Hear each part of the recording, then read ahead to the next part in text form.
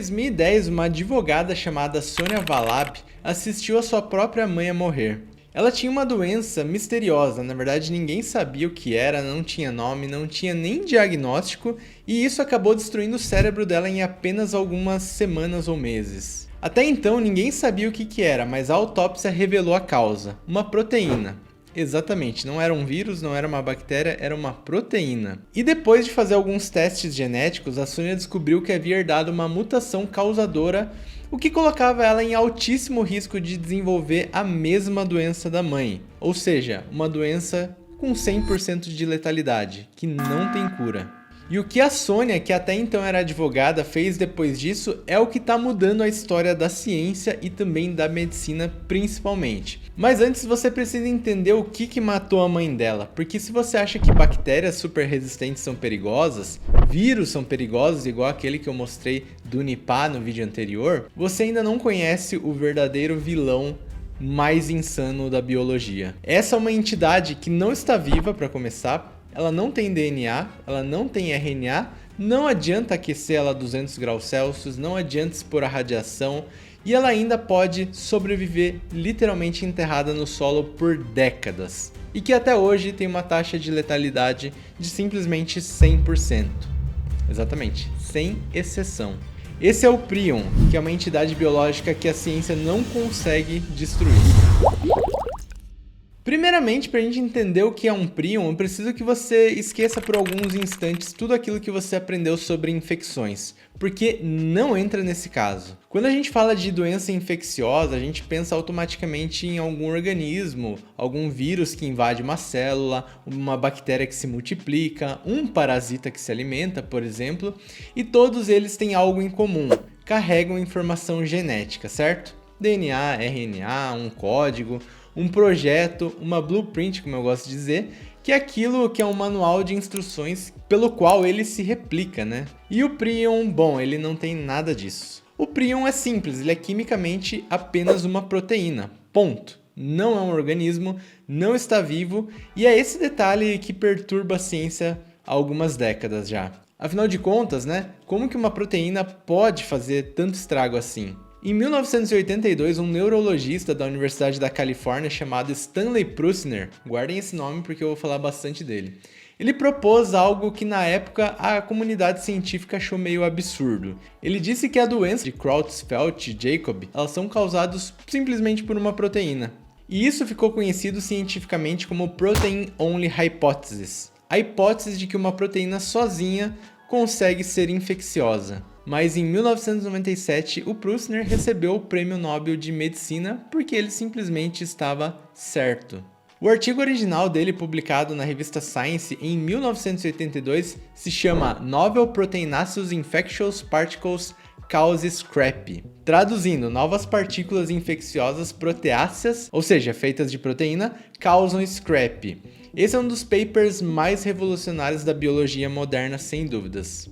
E já no título ele já estava resolvendo o mistério. O scrap é uma doença que atacava o sistema nervoso de ovelhas e cabras e que era simplesmente fatal. Mas o mais genial é que para explicar o causador, digamos assim, ele teve que inventar uma palavra nova que não existia. Ele juntou o termo proteináceos com infectious e criou, e batizou na verdade, né, a palavra prion. E ele é tão detalhista que no meio de um artigo técnico com uma densidade absurda, ele para ensinar como se pronuncia o prion, que é prion. Ele sabia que ele precisava ser claro porque essa ideia ia ser espalhada de uma proteína infecciosa sem DNA, que era, nas palavras dele mesmo, claramente herética, ou seja, que violava as leis da biologia. Então ele inventou essa palavra de prion para descrever uma partícula infecciosa. Ele ainda não tinha um mapa completo de qual proteína era essa, mas ele determinou como que isso era feito e deu o nome.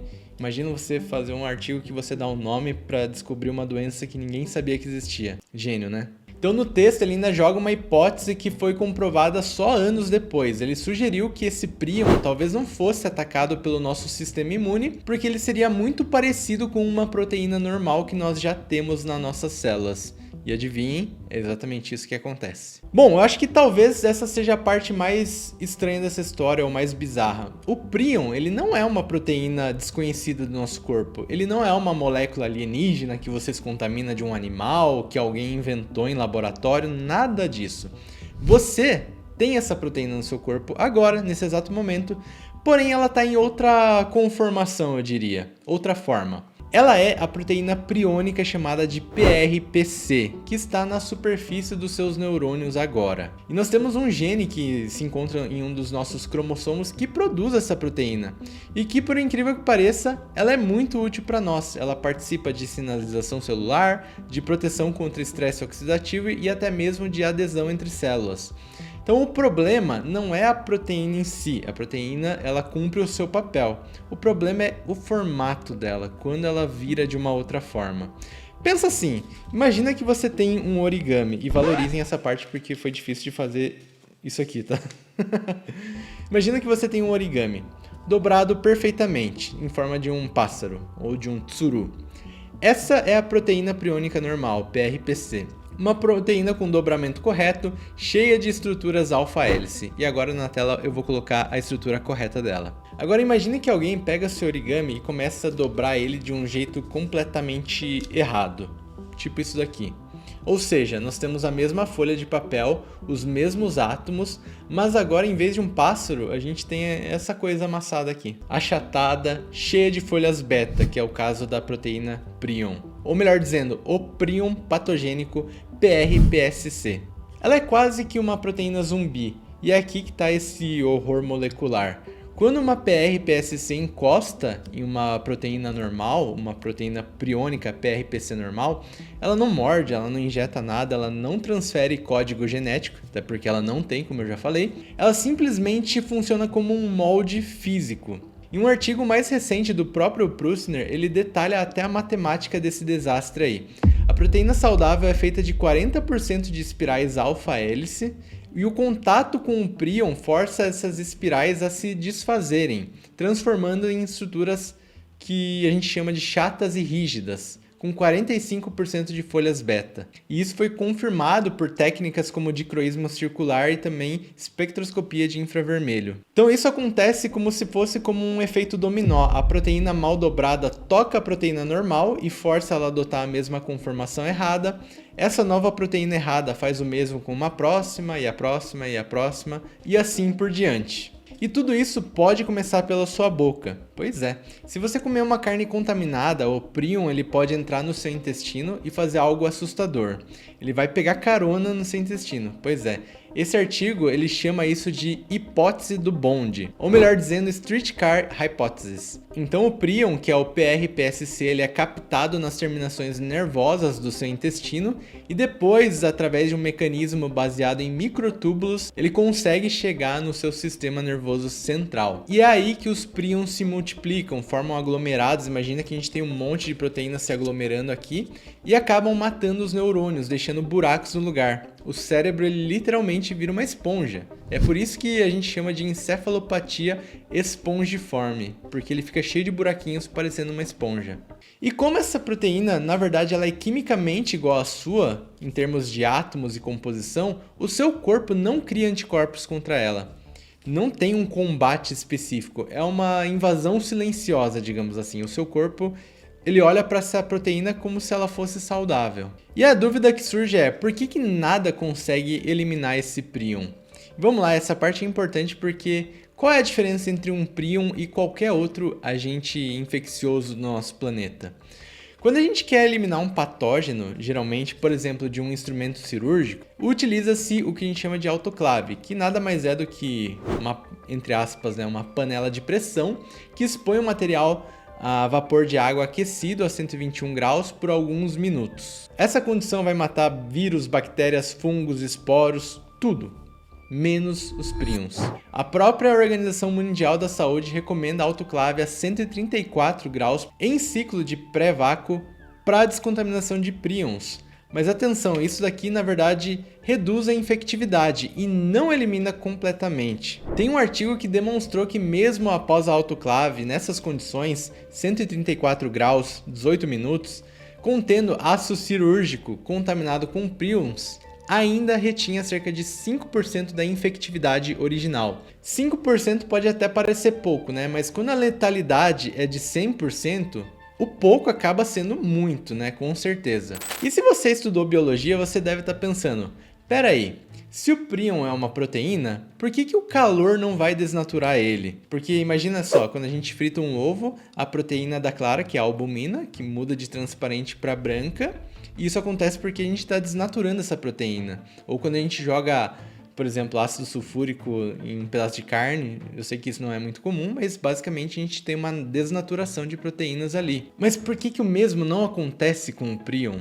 Boa pergunta, né? E a resposta é o que torna esse prion tão assustador e tão difícil de eliminar. Agora imagina que em vez de uma proteína solta, você tem centenas de proteínas grudadas, ou seja, empilhadas, como se fossem tijolos assim no muro fechado, mas encaixadas de forma extremamente compacta. É isso que é o que o prion faz, ele forma agregados gigantes que a gente conhece como amiloides, que são pilhas densas de proteínas que estão entrelaçadas. Isso significa que desnaturar uma proteína acaba sendo fácil quando ela está solta, entre aspas, né? É como se a gente queimasse uma folha de papel. Mas se a gente tentasse queimar uma folha de papel em um tijolo de papel comprimido de uma forma muito densa, você precisaria de muito mais energia e muito mais tempo. E mesmo assim ainda iam sobrar pedaços inteiros e intactos por dentro desse tijolo de papel. E é esse o detalhe crucial com o prion. Basta um pedacinho dele para ele sobreviver e ele começar todo aquele ciclo de começar a encostar em um e essa proteína se transformar novamente e etc. Um único fragmento não destruído pode funcionar como uma sementinha que vai causar toda essa reação em cadeia. Então é por isso que a autoclave convencional não funciona. O prion, ou melhor dizendo, o amiloide, ele acaba sendo termodinamicamente muito estável. Ele até destrói parte dos agregados, mas não consegue garantir que 100% dessas sementes sejam eliminadas. E quando a gente tem uma doença que é causada por uma sementinha dessa que é 100% letal, quase tudo destruído não é o suficiente. E bom, e a radiação? A gente pode utilizar radiação para matar um prion ou para desativar um prion? Não, porque geralmente uma radiação ela vai danificar o DNA e prions não têm DNA. Então acaba não adiantando. E tem um outro ponto que dificulta mais ainda, tá? Se você tentar limpar um instrumento cirúrgico com álcool ou formol antes da autoclave, que é um procedimento que é até utilizado com vírus comuns e bactérias, você acaba piorando a situação. Olha só, tem um estudo de 99 que mostrou que o álcool ele estabiliza a proteína. Ele cria uma espécie de armadura química no prion e o resultado é que, em vez de você destruir essa proteína, você acaba tornando ela mais resistente ao calor, blindando ela contra essa esterilização, ou seja, não adianta de nada, até piora. E as enzimas digestivas do nosso corpo que quebram proteínas normalmente na digestão, protease, por exemplo? Pois é, o prion também é resistente a elas. Inclusive, ele é tão resistente que esse é um dos testes para a gente identificar se isso é um prion ou não. Resistiu à degradação por uma enzima específica, né, no caso, é um teste laboratorial para identificar a presença do prion PRPSC. Bom, se os prions fixam nesse ácido dessa forma que a gente não consegue retirar, existe alguma forma de limpar isso? Na verdade, existe um protocolo sim que combina hidróxido de sódio a 1 molar com autoclave a não sei quantos graus lá. Porém, para muitos instrumentos cirúrgicos delicados, eles acabam sendo corroídos por essa solução básica de hidróxido de sódio e a recomendação principal nesses casos é simplesmente jogar fora. Pensa na gravidade do prion. A gente está no século 21 com toda a tecnologia disponível e a melhor resposta que a ciência tem até hoje contra os prions em muito cenário é: joga esse bisturi fora aí porque não tem como recuperar ele se ele estiver contaminado. Bom, eu espero que todo mundo que esteja nesse vídeo assista o vídeo pelo menos até aqui, porque eu vou responder agora. Existe perigo para nós atualmente? Se os prions fossem apenas problemas de laboratório, já seria preocupante, correto? Ah, foi criado isso aqui, beleza, já é preocupante. Mas existe uma epidemia priônica acontecendo agora, nesse exato momento, lá na América do Norte, e ela está se espalhando aos poucos. É a doença que a gente conhece como a doença do servo zumbi. Também é uma encefalopatia espongiforme transmissível, que atinge alguns cervídeos, que são cervos, alces, renas, várias espécies lá. Essa doença ela foi diagnosticada pela primeira vez em 1967 em cervos mula numa instalação de pesquisa no Colorado, nos Estados Unidos. E ela tem esse nome de cervo zumbi porque os animais que são infectados eles perdem peso drasticamente, eles ficam desnutridos, desorientados, ficam babando, eles perdem o medo de humanos. Então imagina um cervo que é acostumado a fugir de um caçador, por exemplo, começa a encarar o caçador, e daí que vem o nome de cervo zumbi. O grande problema é que um cervo infectado, ele pode parecer saudável, normal, por até 2 anos antes dele começar a mostrar esses sintomas que eu falei. Então, durante todo esse período, ele tá espalhando esses prions pela saliva, pelas fezes, pela urina, pelo sangue. E o pior de tudo, tem muito caçador que come essa carne de cervos. Mas se os caçadores comem essa carne, eles ficam doentes então? Pois é isso que eu vou falar agora. Em janeiro de 2025, o Centro de Pesquisas Políticas sobre Doenças Infecciosas da Universidade de Minnesota publicou um relatório muito extenso que está aí na descrição, se vocês quiserem acessar, né? O documento ele reuniu 67 especialistas e a conclusão deles é um pouco preocupante. Bom, o relatório ele deixa bem claro, o risco ele não é estático. Os cientistas alertam que a gente não pode mais confiar no histórico da segurança do passado para tentar prever o futuro. E como a gente tem novas cepas surgindo, exposição aumentando aí com essas pessoas que têm contato com esses animais, essa barreira biológica que protege hoje a gente, ela pode simplesmente parar de funcionar amanhã. Além disso, eles citam ainda que os nossos testes atuais falham em detectar a doença no início e que o prion contamina também o solo e a água por anos, e que os médicos não estão preparados ainda para identificar os primeiros casos se eles surgirem. Ou seja, por enquanto a gente tem uma barreira biológica para não contrair essa doença específica do cervo zumbi. Porém, ela pode ser que não exista mais no futuro. E também a gente precisa levar em conta que o prion pode estar mudando, a nossa exposição está sendo cada vez mais constante. E além disso, a gente tem ainda um precedente histórico bem assustador. A própria doença da vaca louca, que é mais conhecida como a encefalopatia espongiforme bovina, essa é uma doença priônica de bovinos. As autoridades acreditavam que a barreira de espécies impediria a transmissão para humanos, embora alguns cientistas na época não concordassem. Porém, a gente sabe que essa doença cruzou essa barreira até humanos, e surgiu a variante que a gente conhece, que é aquela que eu citei no começo do vídeo, que é a de Creutzfeldt-Jakob, que matou mais de 230 pessoas e a maioria eram jovens. Mas se você achou que essa doença dos cervos zumbis era basicamente confinada a esses animais vivos, digamos assim, na verdade ela não é. Porque o prion ele tem um truque que ninguém esperava e muita gente não fala. Quando um animal que está infectado morre, ou quando ele simplesmente defeca, urina ou saliva na grama, esses prions acabam indo para o solo e eles ficam lá por anos, na verdade por décadas. Um estudo de 2006 documentou que o scrap, que seria a doença priônica de ovelhas, que eu já citei também, ele reapareceu em rebanhos colocados em pastagens que estiveram vazias por 16 anos. Esse caso de 16 anos ele aconteceu em uma fazenda isolada e depois de quase 2 décadas eles colocaram cordeiros jovens lá para dormir nesse galpão. E adivinha só, um galpão que nunca tinha sido desinfetado desde o último surto, ainda estava contaminado com prions, na parede, na madeira, no solo, em tudo que é lugar, contaminando esses cordeiros. E tem mais, tem outros artigos que mostram que as próprias plantas agem como um ímã para esses prions, vindo de algo muito mais comum, que são urinas e fezes de animais contaminados. Então uma simples excreção de qualquer animal doente nesse pasto, ela é suficiente para contaminar raízes e folhas ao redor, transformando toda a vegetação desse local em uma isca para o próximo animal saudável. E eles também testaram o cenário de contato direto, ou seja, eles borrifaram prions nas folhas para simular, por exemplo, a saliva de um animal. E o resultado é que o prion não só grudou nessa planta viva, mas como também permaneceu lá por semanas. A planta crescia, fazia fotossíntese e a proteína simplesmente continuava lá. presa na folha, esperando a próxima criatura que fosse devorar ela por pelo menos 49 dias. Agora pensa comigo, na América do Norte a gente tem vários cervos infectados em diferentes estados e regiões, então a doença desse cervo zumbi está espalhando prions por saliva, fezes, urinas em pastagem, florestas e campos agrícolas. Esses prions ficam no solo por anos e as plantas absorvem esses prions e transportam até as folhas e o caule. Outros cervos comem essas plantas, se infectam. Acaba sendo um ciclo, né? E a gente não sabe se cultivos agrícolas para consumo humano podem estar contaminados ou não.